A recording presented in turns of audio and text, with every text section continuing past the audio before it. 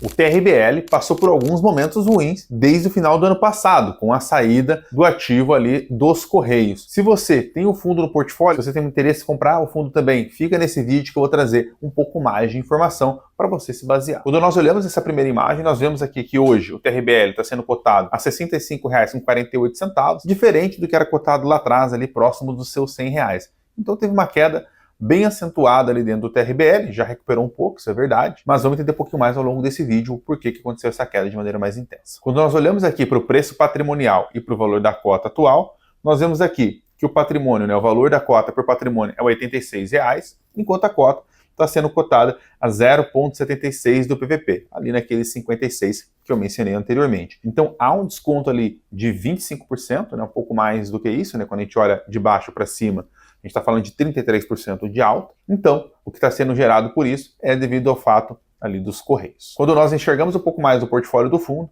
o fundo tem hoje 5 ativos dentro do portfólio, então são 5 galpões logísticos e 10 inquilinos no seu total. Quando nós vamos aqui para os ativos que tem dentro do portfólio, quando nós olhamos aqui para o centro logístico de Contagem, ele está ali no topo, ele tem 100% de participação e é o segundo maior ativo do fundo, com 52 mil metros quadrados de área. E hoje ele está vago, ele era ocupado antes pelo Correio, ele era uma construção feita somente para o Correio, então era um build to suit, BTS, e os Correios, devido a uma questão de rachadura que teve lá no prédio, ele acabou querendo solicitar a saída de maneira antecipada, visto que esse contrato ia até 2034. Quando nós olhamos nos outros aqui, nós conseguimos enxergar que hoje tem as participações de receita ali do fundo, 59% para o One Park, 14% para o Galpão Logístico de Guarulhos, e assim vai.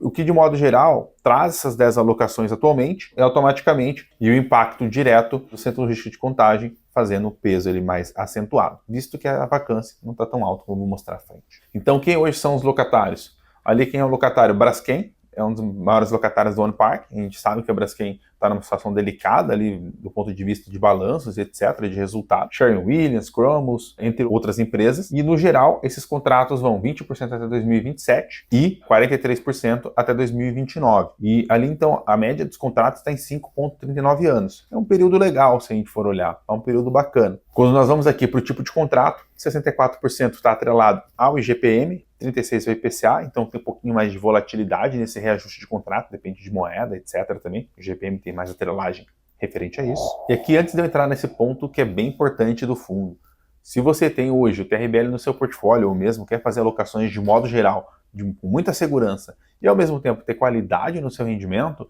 vou deixar meu telefone aqui embaixo para você me chamar, para a gente poder bater um papo e entender um pouquinho mais que ponto que falta para você de fato ter uma renda estável e um portfólio seguro no curto, no médio e no longo prazo. Só chamar eu aqui embaixo pelo telefone ou pelo link que está aqui no canto. Um ponto bem importante, tá, pessoal? O TRBL, ele tinha esse BTS, então ele tomou um crédito, tomou uma dívida para construir esse galpão de Contagem. E aí, como estava passando por esse problema, ele preferiu trocar essa alienação, então trocar essa garantia que antes era no centro de Contagem para outros ativos. Então, isso fez com que ficasse mais tranquila essa alavancagem e, ao mesmo tempo, gerasse maior segurança para essa dívida, para não ter chamada de capital, dessa forma, ter que depositar um recurso para ter garantias e ficar mais tranquilo. Então, para não ter nenhum problema, foi trocado essas garantias para outros ativos. Quando nós vamos aqui para entender o patrimônio do fundo, você vai ver que 492 milhões está dentro dos imóveis, tem mais 143 milhões de cotas de sociedades e também 172 milhões em outros. Total, então, de ativo, 870 milhões, tira aquele endividamento de 191 milhões, vai para 669. Se você for olhar na segunda imagem que eu mostrei, referente ali ao preço de R$ 86 por cota,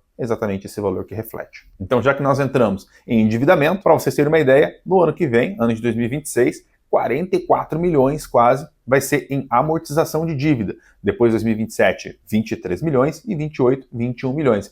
Então, o fluxo maior de dívida está no ano que vem, isso vai pesar bastante ali nos proventos. Se caso tiver a alocação já realizada desse ativo de Contagem para outra empresa, vai fazer muito sentido, porque daí dessa forma a alavancagem fica mais tranquila. Mas caso isso não ocorra, vai pesar bastante ali nos proventos e vai machucar de maneira geral no curto, no médio e no longo prazo. Então, esse é um ponto de bastante importância, novamente, para que loque para outro inquilino e dessa forma consiga auferir receita e dessa forma também a conseguir ter mais tranquilidade no financeiro. Aqui um pouquinho mais de detalhamento dessa dívida. Então, está em IPCA mais 7,12, vencimento para outubro de 2034. Ali um saldo devedor total de 131 milhões é o valor mais pesado, de fato, da dívida hoje do TRBL. Quando nós vamos aqui para a parte da vacância, vocês podem ver que estava bem beirando a zero, agora está em 2,5%. Então, isso reflete bem ali como que está essa vacância, ela está baixa, né? Nós sabemos ali que o ativo de contagem ainda vai precisar compor essa questão de vacância, e automaticamente, quando for reorganizada essa alocação, seja para um monoinquilino ou para 2, 3 inquilinos, isso vai refletir em bons resultados e também um nível de vacância menor e, ao mesmo tempo, uma receita maior. Entrando nesse ponto, pode ver aqui, pessoal, nessa linha meio verde, que a receita imobiliária ela está com bastante movimentação. Mas, no geral, ela está vindo ali algo como 40 centavos, algo assim nesse nível. Sendo que os proventos que eu vou mostrar à frente, eles estão um pouco mais altos do que isso. Então, tem receitas financeiras, receitas não financeiras e receitas pontuais, como ali no mês de julho, que foi 2,78. Então, foi bem mais expressivo. Esse recurso vai para o caixa e vai distribuindo aos poucos. Isso é bom, porque dá linearidade nos proventos e, ao mesmo tempo, não fica aquele mês com um dividendo muito alto, no outro mês mais baixo, causando aquela oscilação. Isso é muito melhor ali para você ter uma previsibilidade de renda. Então, quando nós vamos aqui para entender como que esse dividendo está composto, ele tinha ali, antes desse problema do Correio, era um dividendo de 10% ao ano. Com o problema do Correio, ele baixou para 7,5%, agora já está em 8,3%. Então, está um pouquinho mais interessante. Isso pela cota patrimonial. Mas tem um detalhe que eu vou te mencionar já, fica aí. Quando a gente vai para a cota mercado, a gente vê aqui, então, que o provento está vindo na casa de 10%, e como o provento caiu e automaticamente a cotação caiu, o provento ficou muito estável ali, nessa casa de 10, 11, 12%. Então, hoje, para quem está comprando, está conseguindo ter 11,5% olhando para os últimos 12 meses de proventos. Aqui eu quero entrar em detalhe com você justamente por isso. O que aconteceu? Quando eu mencionei ali que o provento se manteve, para quem estava com valor patrimonial, tem que tomar um pouco de cuidado. Quando a gente olha aqui para setembro do ano passado, a cota valia R$ 99. E quando a gente olha para esse ano, está em 86,55. Então teve uma perda patrimonial ali na cota. Isso se deu por desvalorização do imóvel, porque foi gasto mais de 20 milhões já na reforma do centro logístico de Contagem. Então teve uma depreciação de caixa e automaticamente do imóvel dentro do fundo. Então o valor patrimonial caiu junto. Então para quem comprou lá 90, 95, 98, se for esperar subir isso, ele vai ter que estar acima do valor patrimonial. Então aquele 0,76 que eu mostrei anteriormente, na realidade, era para estar ali em 0,65, algo assim.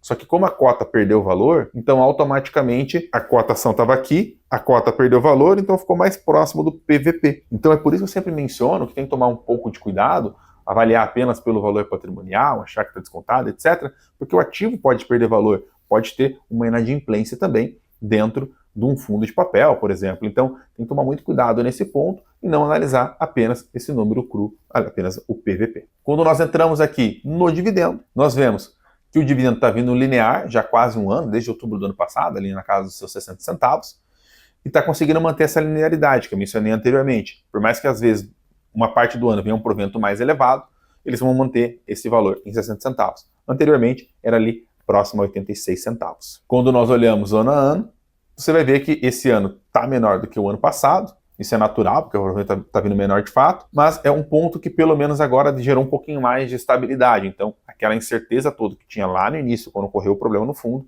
agora já foi meio que suprido. Então está mais tranquilo nesse aspecto. Espero que você tenha gostado do vídeo. Se você gostou, se inscreva no canal, deixe seu joinha. E tá meu telefone aqui embaixo para você me chamar, para a gente poder bater um papo e entender um pouquinho mais sobre o teu portfólio.